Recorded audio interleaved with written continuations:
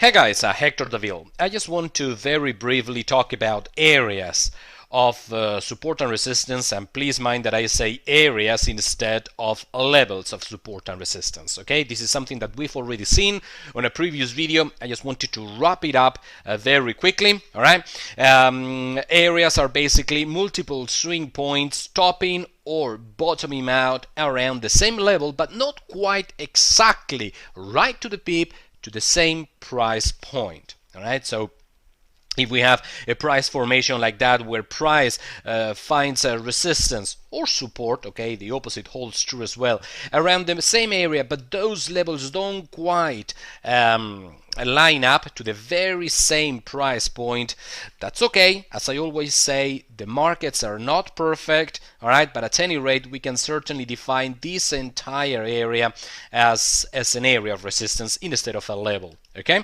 now most of the times those areas are established briefly by the candle wicks. Okay, that means that the reason as of why sometimes they overshoot a specific price level is because we have a candle there and the wick kind of overshoots that area, and therefore, well, blurring out this very specific price level that we had previously determined, and now, well, we kind of have to take in consideration the entire section.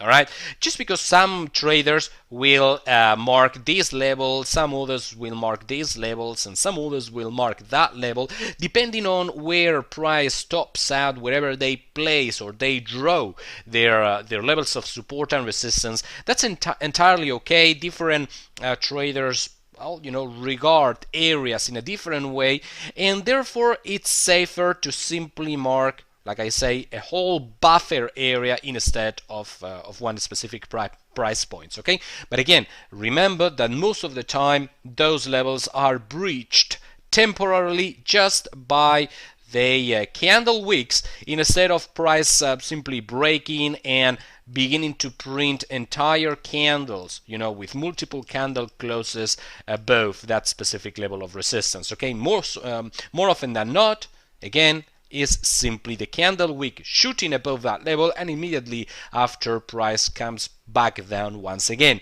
If that's the case, then I repeat, we have to determine that this level is still in place. It's just not 100% exact. Okay? Moreover, and I'm going to address a question that I get asked over the email a number of times. No, it's just impossible to determine a specific distance in pips that we can allocate to that buffer area. All right, we can determine one specific distance in pips, like for example, the area should be of maximum, I don't know, let's say 50 or 40 pips, because it depends on how volatile that currency pair is. It depends on the time frame we are looking into. The daily, an area of support and resistance in the daily will be certainly tighter than an area in the monthly time frame. Okay, just because price movements in the monthly time frame are certainly longer, right? And therefore any buffer area of support and resistance is also meant to be longer or wider. All right, so like I say, impossible to establish a specific distance in pips. It's something that you have to determine from a visual point of view. Okay, as long as all those levels more or less come in line, okay, around the same area, all right, we can certainly establish the entire area as support or resistance.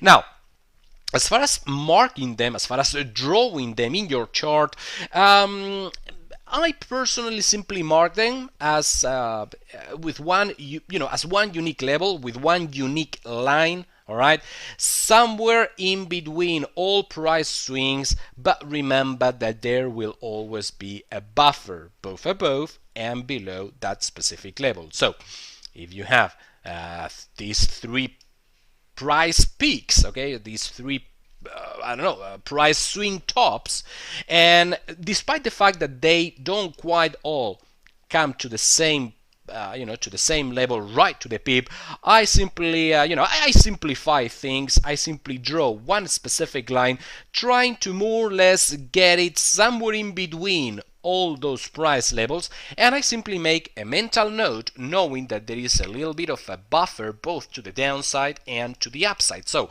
once price begins to trend up again and, well, retraces up to that area, I know that I can't expect price to find a reaction or at least any market reaction right to the pip, right on that price level. Instead, I know that that reaction may come down here or may come up here, but at any rate, this entire area should be marked as a hot area, okay, as an area of market reaction. All right.